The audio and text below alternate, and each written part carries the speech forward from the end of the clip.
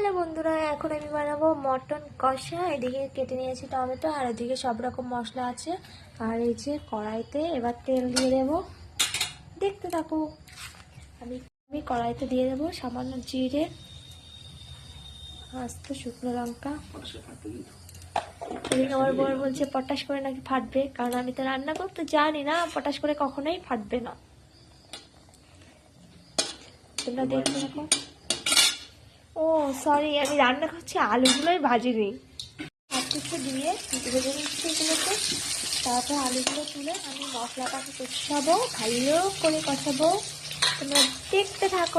এবার আমি তেলের মধ্যে টমেটো ছেড়ে দেবো, তারপর সামান্য লবণ দেবো, যাতে টমেটোটা ভালো করে সিদ্ধ হয়ে যায়।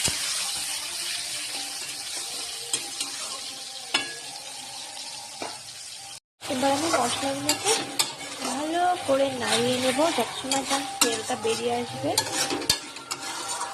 সুন্দর করে কষাতে থাকবো, তোমরা দেখতে থাকো।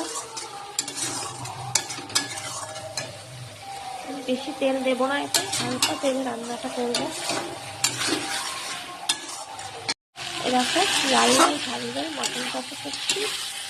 দেখো কি সুন্দর লাল লাল ঝাল ঝাল হয়েছে। দেখো কি সুন্দর কালার চলে এসছে। এখনো কষাতে বাকি আছে। দেখো লাল লাল ঝাল ঝাল